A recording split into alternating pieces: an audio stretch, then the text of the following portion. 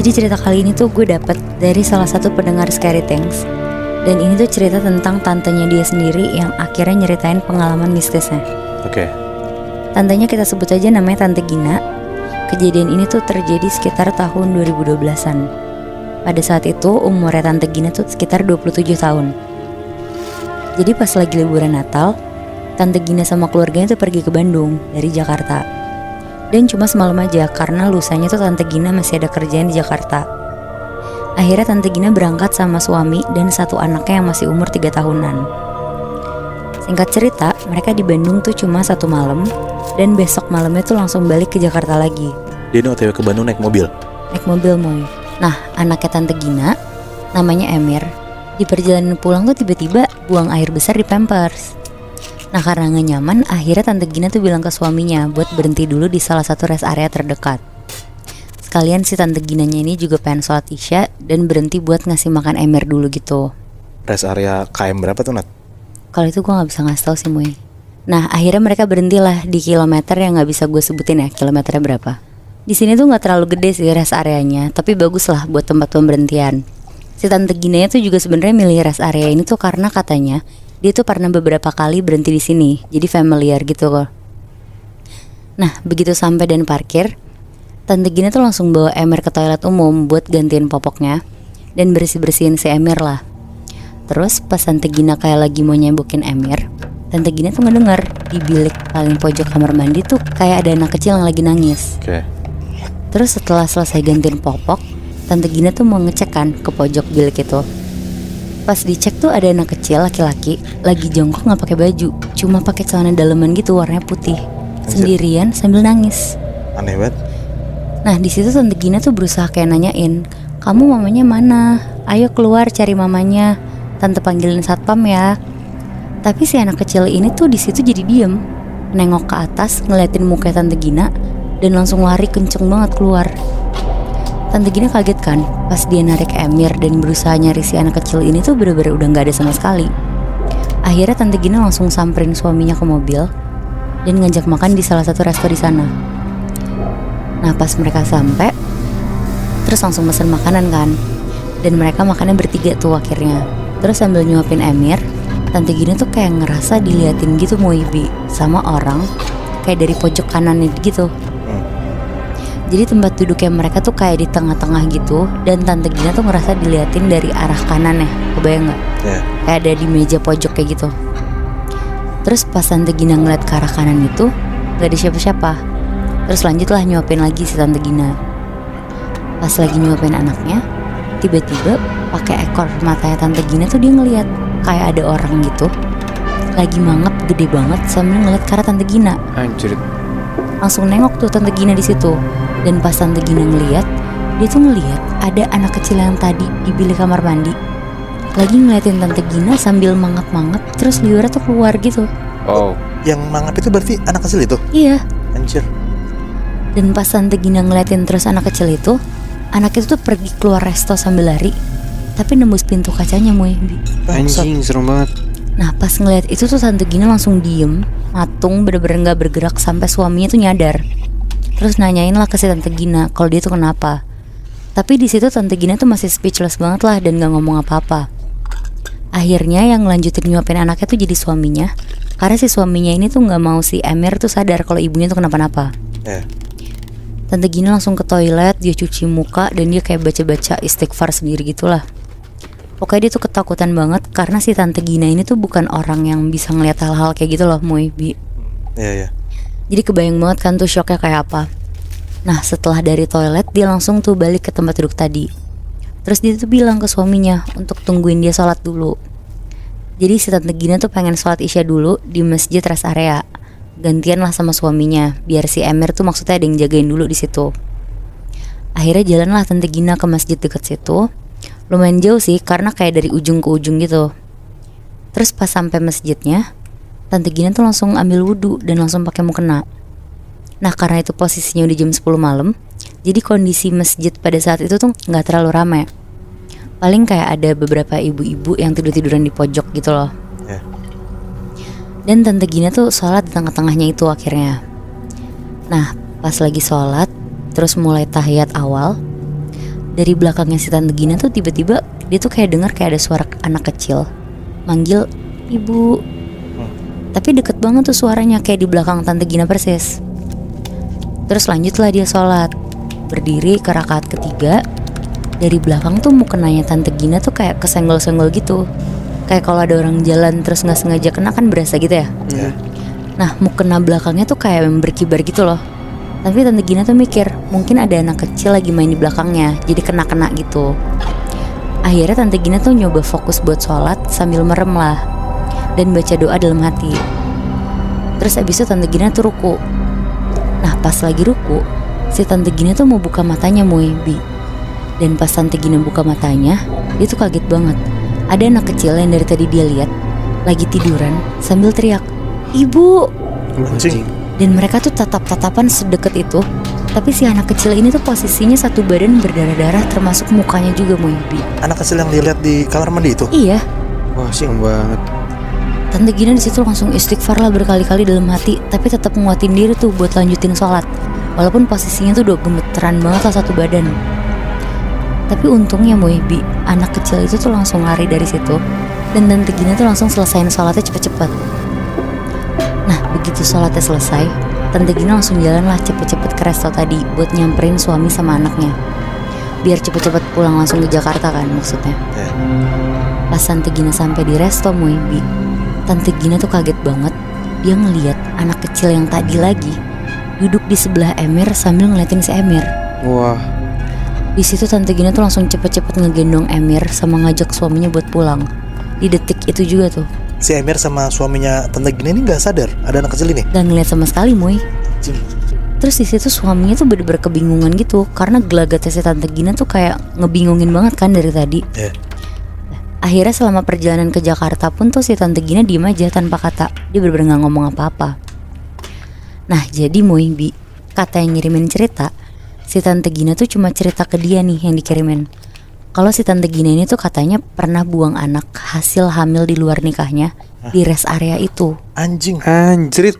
Dan Tante Gina pun sebenarnya masih bingung nih, sosok anak kecil di rest area itu tuh anaknya atau bukan. Fuck. Ini berarti anak dia sama suaminya yang sekarang? Bukan, anak hasil di luar nikah pas dia masih muda dulu Bi. Wah anjing.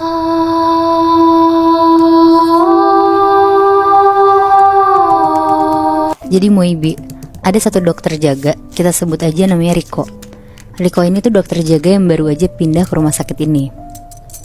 Dia baru di sana sekitar 1 minggu dan ditugasin untuk shift malam. Dia jaga sama 2 suster karena biasanya kalau malam tuh di rumah sakit ini nggak terlalu banyak pasiennya, jadi cuma 1 dokter aja yang jaga. Ada satu malam Bi, pas dokter Riko ini jaga, dia dipanggil sama suster ke UGD untuk ngecek pasien kecelakaan yang baru datang. Langsung datang tuh dokter Riko ke UGD.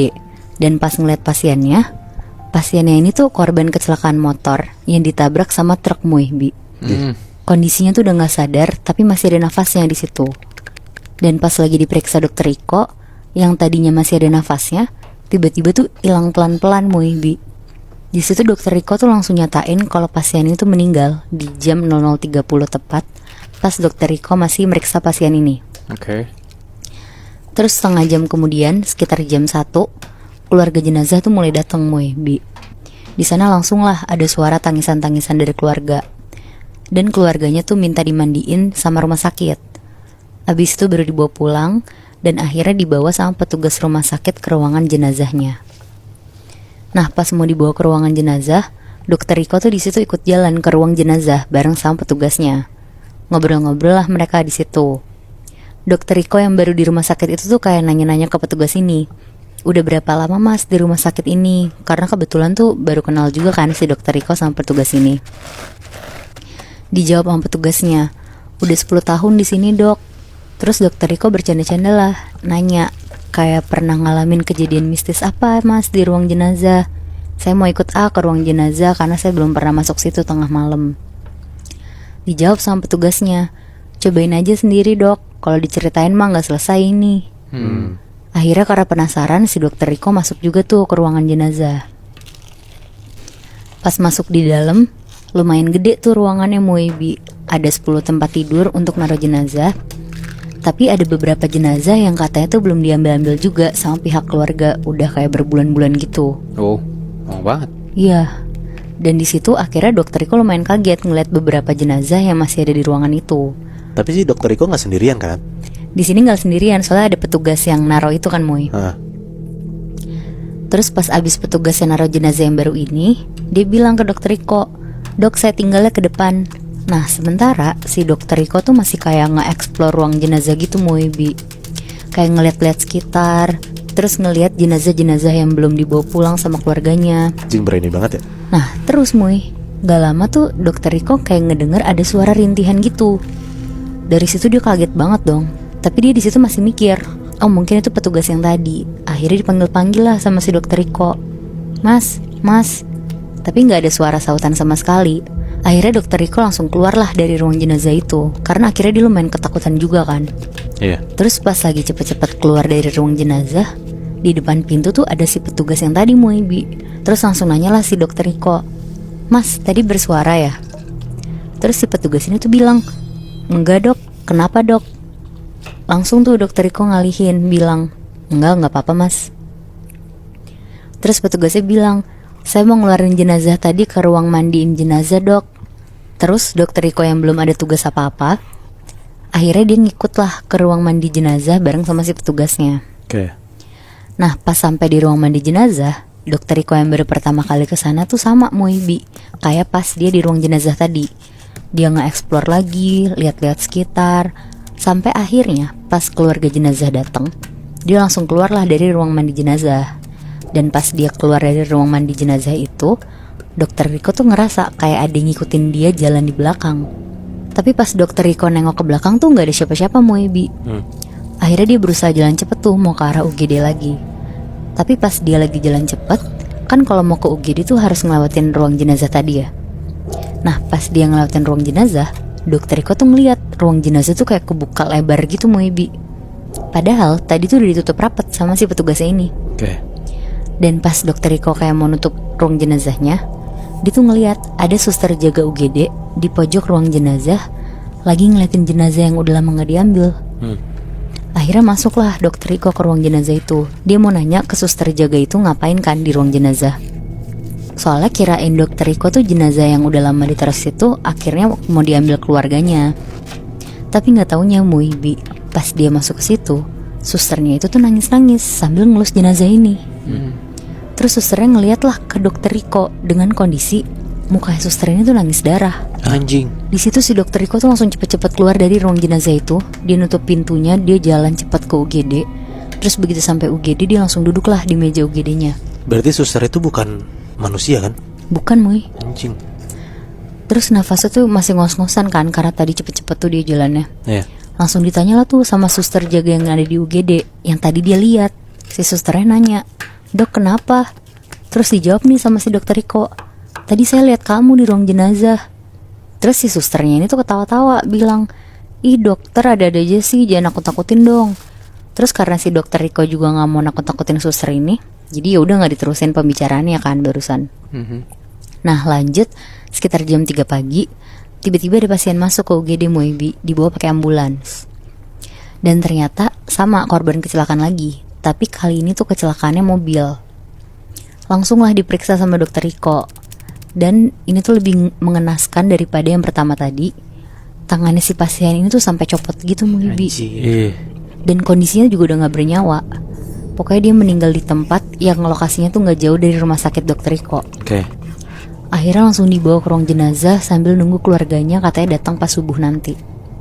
Dibawa lagi tuh Moibi sama si petugas yang tadi ngebawa jenazah pertama. Pas udah dibawa, dokter Riko tuh ngikut ngebawa jenazah itu sama petugasnya sambil nyeritain apa yang dia lihat tadi di ruang jenazah. Terus kan posisinya itu tuh petugasnya tuh ngedorong kereta jenazahnya. Sedangkan dokter Riko tuh di sebelah petugasnya sambil ngadep ngeliat ke depan gitu kan sambil jalan. Terus akhirnya petugasnya tuh nyautin cerita dokter Riko tadi, Moibi, dan bilang, akhirnya dokter ngeliat juga ya, tapi suaranya tuh berubah jadi suara perempuan. Dan pas dokter Riko nengok ke sebelahnya, ternyata itu tuh suster yang tadi dia lihat di ruang jenazah yang lagi nangis darah. Anjir. Bukan si petugas jenazah itu? Bukan, Moy. Tapi kali ini mukanya si suster ini tuh hancur banget dan penuh sama darah-darah. Di situ dokter Riko langsung ngeliat ke belakang, dan pas dia ngeliat ke depan lagi, sosok suster dan kereta jenazahnya itu tuh gak ada, Muy, Bi. Anjing. Yang dia bawa kan berarti kan orang yang meninggal kecelakaan mobil kan? Iya benar, Itu ikutan hilang. itu hilang. Anjing, apa jangan-jangan sebenarnya nggak ada mayat itu ya, Bi? Atau mungkin dialihin gitu loh, Moy. Tau gak sih lo? Jadi kayak sebenarnya emang sebelumnya ada si jenazah itu yang kecelakaan. Tapi dia salah ngikut orang. Iya, Mungkin gue juga gitu ya? mikirnya kayak gitu sih, Bi.